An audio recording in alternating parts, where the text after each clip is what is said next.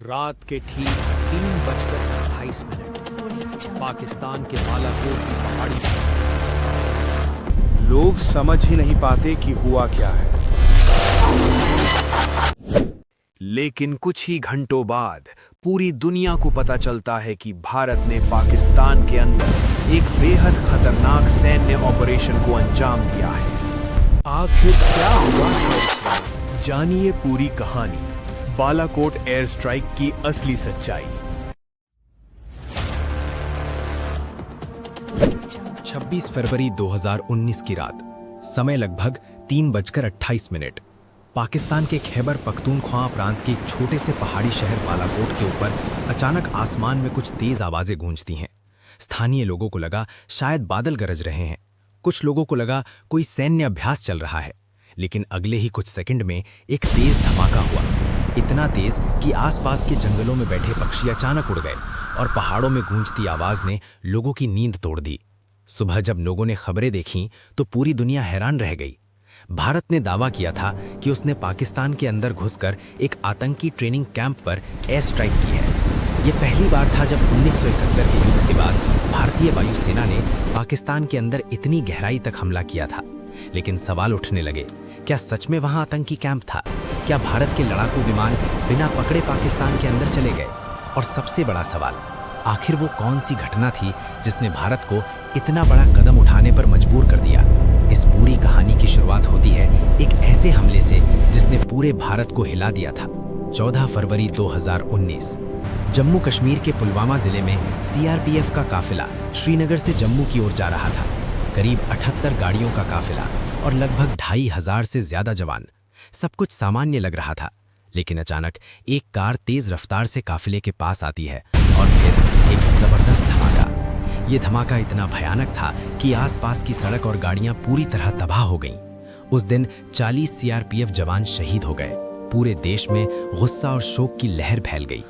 इस हमले की जिम्मेदारी ली पाकिस्तान में मौजूद आतंकी संगठन जैश-ए-मोहम्मद ने। ये हमला भारत के लिए सिर्फ एक आतंकी घटना नहीं था, ये एक चुनौती थी। पूरे देश में एक ही सवाल था, क्या भारत इसका जवाब देगा? पुलवामा हमले के बाद नई दिल्ली में लगातार उच्च स्तरीय बैठकें होने लगी। प्रधानमंत्री नरेंद्र मोदी, राष्ट्रीय सुरक्षा सलाहकार अजीत डोभाल और तीनों सेनाओं के प्रमुख लगातार रणनीति बना रहे थे। खुफिया एजेंसियां लगातार जानकारी जुटा रही थीं। इसी दौरान एक अहम जानकारी सामने आई। पाकिस्तान के बालाकोट इलाके में एक बड़ा आतंकी ट्रेनिंग कैंप सक्रिय था। यह कैंप जंगलों और पहाड़ों के बीच स्थित था। खुफिया रिपोर्ट्स के मुताबिक यहां सैकड़ों आतंकी प्रशिक्षण ले रहे थे। यहीं से भारत में बड़े हमलों की योजना बनाई जाती थी।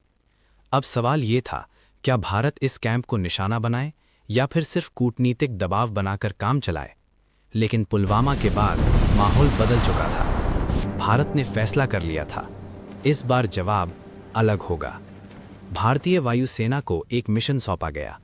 लक्ष्य था बालाकोट का आतंकी कैंप। लेकिन यह मिशन बेहद खतरनाक था, क्योंकि बालाकोट पाकिस्तान के अंदर लगभग 80 किलोमीटर दूर था। अगर भारतीय विमान वहां जाते और पकड़े जाते तो दोनों देशों के बीच बड़ा युद्ध छिड़ सकता था। फिर भी मिशन की योजना बनाई गई। इस ऑपरेशन के लिए चुने गए थे मिराज 2000 लड़ाकू विमान। ये विमान सटीक हमले के लिए जाने जाते हैं। इन विमानों में लगाए गए थे स्पाइस 2000 स्मार्ट बम। ये बम सटीक निशाना लगाने के लिए डिज़ाइन किए गए थे। मिशन पूरी तरह गोपनीय रखा गया, इतना गोपनीय कि कई पायलटों को भी आखिरी समय तक असली लक्ष्य नहीं बताया गया। 25 फरवरी की रात भारतीय वायुसेना के कई एयरबेस पर हलचल बढ़ गई। मध्यरात्रि के बाद करीब 12 मिराज 2000 विमान उड़ान भरते हैं। इनके साथ अन्य सहायक विमान भी थे। इनका काम था मिशन को सुरक्षा देना। विमान बेहद सावधानी से उड़ रहे थे, रडार से बचने के लिए कम ऊंचाई पर उड़ान और लगातार बदलते रास्ते। इस दौरान पाकिस्तान की वायुसेना को कुछ हलचल का अंदाज़ा ज़रूर हुआ, लेकिन जब तक वे पूरी तरह समझ पाते, भारतीय विमान अपने लक्ष्य के करीब पहुंच चुके थे। 26 फरवरी की सुबह करीब 3:30 पर मिराज 2000 विमानों ने बालाकोट के पास लक्ष्य को लॉक किया और फिर कुछ ही सेकंड में कई स्पाइस 2000 बम गिराए गए। ये बम सीधे उस इलाके में गिरे जहां आतंकी कैंप होने की जानकारी थी। के तुरंत बाद भारतीय विमान तेजी से वापस लौट गए। पूरा ऑपरेशन सिर्फ कुछ मिनटों में खत्म हो गया, लेकिन इसके असर ने पूरी दुनिया का ध्यान खींच लिया। सुबह होते होते खबर फैल गई। भारत ने दावा किया कि उसने आतंकी कैंप को नष्ट कर दिया है, लेकिन पाकिस्तान ने कहा भारत के विमान घुसपैठ जरूर कर गए थे, लेकिन उन्होंने सिर्फ जंगल में बम गिराए। इस बयान के बाद अंतर्राष्ट्रीय मीडिया में बहस शुरू हो गई।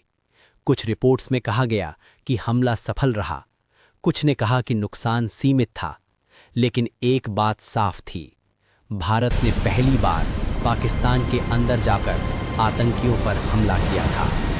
बालाकोट एयर स्ट्राइक के अगले दिन 27 फरवरी 2019 पाकिस्तान ने जवाबी कार्रवाई की कोशिश की। पाकिस्तानी लड़ाकू विमान नियंत्रण रेखा के पास भारतीय सैन्य ठिकानों को निशाना बनाने आए। इस दौरान भारतीय वायुसेना ने भी जवाब दिया। हवाई लड़ाई शुरू हो गई। इसी दौरान भारतीय वायुसेना के पायलट अभिनंदन वर्धमान का MiG-21 विमान गिर गया। वो पाकिस्तान के कब्जे वाले इलाके में उतर गए और उन्हें पकड़ लिया गया। ये घटना पूरे देश के लिए बेहद तनावपूर्ण थी, लेकिन कुछ दिनों बाद अंतर्राष्ट्रीय दबाव के बीच पाकिस्तान ने उन्हें रिहा कर दिया। बालाकोट एयर स्ट्राइक के बाद दुनिया के कई देशों ने प्रतिक्रिया दी। कई देशों ने आतंकवाद के खिलाफ भारत के कदम को समझने की बात कही, लेकिन साथ ही दोनों देशों से संयम बरतने की अपील भी की गई, क्योंकि भारत और पाकिस्तान दोनों परमाणु शक्ति संपन्न देश हैं और किसी भी टकराव का असर पूरी दुनिया पर पड़ सकता था। आज भी ये सवाल चर्चा में रहता है, क्या बालाकोट एयर स्ट्राइक पूरी तरह सफल रही? भारत का कहना है कि इस हमले में आतंकी ढांचे को गंभीर नुकसान पहुंचा, जबकि पाकिस्तान ने नुकसान को कम बताया। लेकिन विशेषज्ञों के मुताबिक इस ऑपरेशन का सबसे बड़ा असर रणनीतिक था। भारत ने ये संदेश दिया कि अगर आतंकवादी हमले होंगे तो जवाब सीमा पार जाकर भी दिया जा सकता है। बालाकोट एयर स्ट्राइक कई कारणों से ऐतिहासिक मानी जाती है। 1971 के बाद पहली बार भारत ने पाकिस्तान के अंदर इतनी गहराई में हवाई हमला किया। ये हमला सीधे आतंकी ठिकानों पर था, न कि पाकिस्तानी सेना पर, और इसने भारत की सुरक्षा नीति में एक बड़ा बदलाव दिखाया।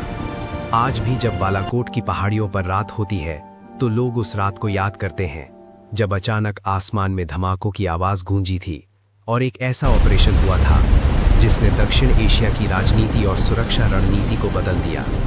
बालाकोट एयर स्ट्राइक सिर्फ एक सैन्य कार्रवाई नहीं थी, ये एक संदेश था कि आतंकवाद के खिलाफ लड़ाई में कभी-कभी फैसले बेहद कठिन होते हैं, लेकिन इतिहास हमेशा उन पलों को याद रखता है जब कोई देश अपने नागरिकों की सुरक्षा के लिए सबसे जोखिम भरा कदम उठाता है। और 26 फरवरी 2019 ऐसा ही एक दिन था।